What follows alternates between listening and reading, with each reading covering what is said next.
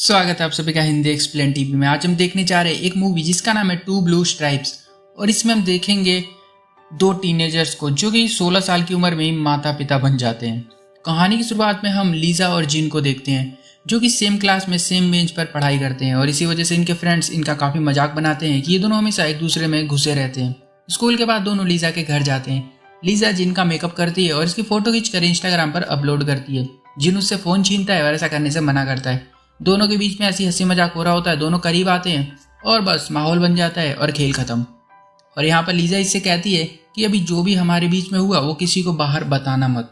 फिर दोनों नॉर्मल होकर बाहर जाते हैं और कुछ दिन ऐसे ही बीत जाता है। एक दिन दोनों अपने फ्रेंड्स के साथ रात को डिनर करने जाते हैं। यहाँ पर लीजा की तबीयत काफी खराब होने लग जाती है। जिन उसे घर छोड़कर आता है और वहीं उसकी मोम से भी मिलता है। लीजा की मोम को लगता है लीजा की तबीयत इसलिए खराब हो रही है क्योंकि वो बाहर का खाना बहुत ज्यादा खाती है और इसकी मम्मी से भी पूछते हैं कि क्या तुम दोनों डेट कर रहे हो, पर लीजा कहती है कि नहीं, वो बस मेरा फ्रेंड है। लीजा अपने घर आती है और अपनी छोटी बहन से अजीब अजीब बहकी बहकी बातें करती है। इसकी बहन को लगता है कि शायद इसके पीरियड्स चल रहे होंगे, इस वजह से ये ऐसी बातें कर रही है। पर लीजा को याद आता है कि इसके पीरियड्स इस महीने आए ही नहीं है और वो इस बारे में जिन से बात करती है और फिर प्रेगनेंसी टेस्ट के लिए जाती है और जिसके बाद वो पॉजिटिव आता है। अब जिन को जब ये बात पता चलती है तो वो इससे भागने लगता है, इसको अवॉइड करता है, ना इससे स्कूल में बात करता है और ना ही मिलता है। और वो घर आकर काफ़ी सैड होता है, रोता भी है। इसके मॉम डैड को लगता है कि अभी अभी हो सकता है इसका नया नया दिल टूटा हो, इस वजह से हो रहा होगा और वो काफ़ी ज़्यादा रो रहा होता है। इसलिए उसके डैड आकर इससे बात करते हैं तो वो सब कुछ बता देता है। इसके डैड इसको डांटते नहीं है, वो कहते हैं कि जाकर लीजा से माफ़ी मांगो कि तुमने उसको इग्नोर किया। और जिन उसी रात उसके घर जाकर उससे माफ़ी मांगता है और उससे अबॉर्शन की बात करता है। पर लीजा गेट बंद करके इसको वहाँ से भगा देती है। अगले दिन जिन अपने फ्रेंड से अबॉर्शन क्लिनिक का पता करता है, ये बोल के कि स्कूल प्रोजेक्ट के लिए काम है और फिर वहाँ लीजा को लेकर जाता है। पर लीजा वहाँ की हालत देखती है तो वहाँ से डर के भाग जाती है और इसका हाथ अपने पेट पर रखकर कहती है कि फील करो बच्चे को। बस फिर क्या था, दोनों ये डिसाइड करते हैं कि हम ऐसे ही रहेंगे और ये सीक्रेट किसी को पता नहीं चलेगा जब तक हम ग्रेजुएट नहीं हो जाते हैं। जिन इसके लिए बड़ी सी स्कर्ट खरीद कर लाता है ताकि अगर इसका पेट फूलता है आगे चलकर तो वो इसको आराम से छुपा सके और कहता है कि अगर तुम्हारी फैमिली को पता चला तो क्या होगा। लीजा कहती है कि मेरी फैमिली बहुत अच्छी है, वो लोग मुझे माफ़ कर देंगे। और लीजा साथ ही अपनी फ्यूचर के बारे में भी इसको बताती है कि ये हमेशा से कोरियन यूनिवर्सिटी में जाना चाहती है। यहाँ पर जिन कहता है कि ठीक है, मैं तुम्हारे सारे सपने पूरे करवा दूंगा। और अगले दिन स्कूल में हम देखते हैं लीजा को जो बैठी हुई है और यही सब सोच रही होती है। तभी एक फुटबॉल आकर उसके सर पे लगती है और वो चक्कर खाकर गिर जाती है।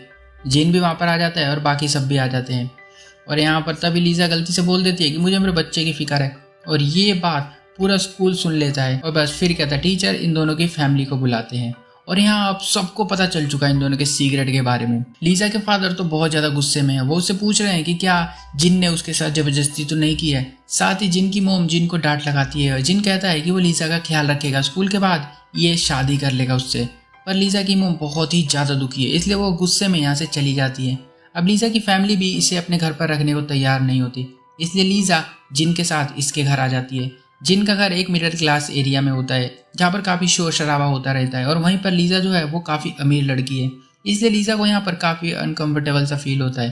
पर अब इसके पास कोई ऑप्शन नहीं है यहाँ रहने के अलावा। रात को दोनों खाना खाते हैं, प्यार भरी बातें करते हैं और अगले दिन चेकअप के लिए जाते हैं। सब कुछ यहाँ पर ठीक होता है। डॉक्टर इन दोनों से कहती है कि जब तक बेबी नहीं हो जाता तुम दोनों प्यार मोहब्बत मत करना। अब लीजा के मोम डैड को उसकी याद आ रही होती है, इसलिए वो इसको आकर वापस लेकर चले जाते हैं। कार में बैठकर घर जाते हुए इसकी मोम पीछे मुड़कर लीजा को देखती है। वो उन्हें छोटी वाली लीजा दिखाई देती है। यहाँ हमें ये पता चलता है कि भले बच्चे कितने भी बड़े हो जाएं, माँ बाप के लिए वो हमेशा छोटे ही रहते हैं और इसी वजह से इसकी मोम को इतना ज़्यादा गुस्सा आ रहा होता है। घर आकर लीजा अपनी छोटी बहन से मिलती है। ये बताती है कि इनके घर अंकल आंटी आए थे और इसकी मोम को लगता है कि लीजा अभी बच्चे को संभाल नहीं पाएगी, इसलिए वो लीजा के बेबी को उन अंकल आंटी को अडॉप्ट करने के लिए दे रहे हैं। लीजा अपनी मोम से इस बारे में बात करने जाती है। इसकी मम कहती है कि तुम अभी बेबी संभालने के लिए तैयार नहीं हो। पर लीजा यहाँ पर काफ़ी गुस्सा होती है, वो अपने बच्चे को किसी को देना नहीं चाहती।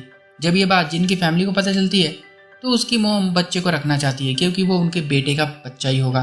पर यहाँ पर इनके मोहल्ले में सब लोग इनका मजाक भी उड़ा रहे होते हैं कि ये क्या करके बैठे हो तुम लोग। यहीं पर जिनकी बड़ी बहन भी आ जाती है घर, जो कि इसको खूब मारती है कि तूने ये क्या कर दिया। और अगले दिन जिनकी पूरी फैमिली आराम से रेडी होकर लीजा के घर के लिए निकल जाती है। यह लीजा की मोम उन लोगों को बिल्कुल भी पसंद नहीं करती, इसलिए वो यहाँ से भागने की तैयारी में। पर लीजा इनको रोक कर रखती है और ये सब यहाँ पर आते हैं और यहाँ पर दोनों की फैमिलीज मिलती हैं और फिर शादी की बातें होती हैं और कुछ दिन बाद ही इन दोनों की शादी करवा दी जाती है। अब लीजा और जिन लीजा के घर में ही रहने लग जाते हैं और पूरे दिन फ्यूचर की बातें करते हैं। लीजा के फादर जिनको आवाज़ देकर नीचे सोने को कहते हैं क्योंकि इनको डर है कि कहीं फिर से कुछ कांड न कर दे लड़का। अब लीजा घर पर ही रहती है और जिन स्कूल जाता है और इसके फादर के रेस्टोरेंट में वेटर का काम भी करने लग गया है। टाइम ऐसे धीरे धीरे बीतने लगता है। लीजा को पता चल जाता है कि स्कूल स्किप करता है। यहाँ पर ये बताता है कि स्कूल से ज़्यादा मेरे लिए पैसे कमाना जरूरी है क्योंकि मुझे पैसे कमा कर घर लेना है। बस फिर क्या था, दोनों की हो जाती है यहाँ पर लड़ाई क्योंकि दोनों की सोच यहाँ पर बिल्कुल अलग अलग जा रही होती है। लीजा नीचे आकर बैठ जाती है और यहीं पर इसकी मोम जिन को उसके घर भेज देती है। अब लीजा की फ्रेंड्स भी घर पर आने लग गई हैं। इसको बाहर ले जाती है, घुमाती फिराती है और उसका मूड जो है वो पूरी तरह से अब चेंज होने लगा है। पर लीजा के लिए ये बहुत ही मुश्किल है क्योंकि अब उसकी बॉडी में भी बहुत सारे अजीब अजीब से चेंजेस आने लग गए हैं और वो इस बारे में अपनी मोम से बातें भी करती है। और फिर सब हॉस्पिटल जाते हैं चेक करने के लिए, तो पता चलता है कि सब कुछ बिल्कुल नॉर्मल है और इसके पेट में एक लड़का है। और वहीं पर लीजा इसे बताती है कि मेरे रिलेटिव्स आने वाले हैं, अब हमें डिसीजन लेना ही होगा कि बच्चे को देना है या नहीं देना है। और फाइनली वो डिसीजन वाला दिन भी आ ही जाता है। जिन चाहता है कि वो अपने बच्चे को अपने पास रखे, अपने घर में रखे, पर लीजा बच्चे को अंकल को देना चाहती है और साथ ही वो जिन को डिवोर्स भी देना चाहती है ताकि ये कोरियन यूनिवर्सिटी में जाकर अपनी आगे की लाइफ देख सकते, अपनी आगे की पढ़ाई स्टार्ट कर सके। अब यहाँ पर हम देखेंगे कि दोनों की सोच बिल्कुल ही टाइम के साथ साथ बदल चुकी है। अब यहाँ पर डिसीजन ये लिया जाता है कि हम बच्चे को अंकल को दे देंगे, पर जिन बिल्कुल भी इस चीज़ के लिए मंजूर नहीं होता। वो दिन रात लीजा से बात करने के लिए उसके घर पर जाता रहता है, उसको मनाने की कोशिश करता है और लीजा परेशान होकर अपनी मोम से बात करती है कि अडॉप्शन कैंसिल करवा दो। और थोड़े दिन बाद लीजा एक बच्चे को जन्म देती है। लीजा बिल्कुल ठीक है और मूवी के एंड में हमें दिखाया जाता है कि जो बच्चा है वो जिन और जिन की फैमिली के साथ रहेगा और लीजा इन सबको छोड़कर जिन को और उसकी फैमिली को हमेशा के लिए कोरियन यूनिवर्सिटी जा रही होती है और मूवी यहाँ पर ख़त्म हो जाती है। और इस तरह जो दोनों थे जो कि कुछ टाइम पहले इतना प्यार किया करते थे, अब वो दोनों एक दूसरे के लिए कोई भी वैल्यू नहीं रखते हैं और मूवी यहाँ पर ख़त्म हो जाती है। हाँ, मूवी की एंडिंग बहुत ही ज़्यादा अजीब थी। कुछ लोगों को ये लगा होगा कि दोनों साथ में रहेंगे एंड में, बट ऐसा नहीं हुआ क्योंकि जो इनकी अभी एज चल रही है उस एज के हिसाब से अगर हम लेकर चलें तो दिमाग जो है वो 10 तरफ भागता है। तो उन्होंने जो किया वो तो उनकी एज पे किया था, उसको कोई नहीं रोक सकता है। पर जो बाद में हुआ उनको फील होने लगा कि इन सब के बाद भी एक ज़िंदगी होती है। लीजा को यहाँ पर पता चलने लग चुका था कि इसके आगे भी मेरी लाइफ है, मुझे यूनिवर्सिटी में जाना है, कोरिया जाना है और बाकी सारी चीज़ें। बट यहाँ पर जिन जो था वो अपने बच्चे के लिए काफ़ी इमोशनल था, इसलिए उसने बच्चे को रखना ज़्यादा बेहतर समझा। अब मेरे पास इस मूवी के एंड में बोलने के लिए तो बहुत सारी चीज़ें हैं, पर मैं बोलूँगा कुछ नहीं वरना लोग बहुत ज़्यादा भड़क जाते हैं, इसलिए मैं मुंह अपना बंद ही रखता हूँ। और मैं आप लोगों से पूछता हूँ कि इसकी एंडिंग कैसी होनी चाहिए थी, क्योंकि देखो यार, जो शुरू में हुआ उसको कोई नहीं रोक सकता था, बट जो एंड में हुआ क्या हम उसको बदल सकते थे? ये अगर आप लोगों को कुछ लगता है इस मूवी के बारे में तो हाँ मेरे को कमेंट करके ज़रूर बताना। कुछ भी लगता हो, छोटा बड़ा कुछ भी, तो कमेंट ज़रूर करना, क्योंकि मैं सारे कमेंट्स को पढ़ता हूँ, मेरे को अच्छा लगता है।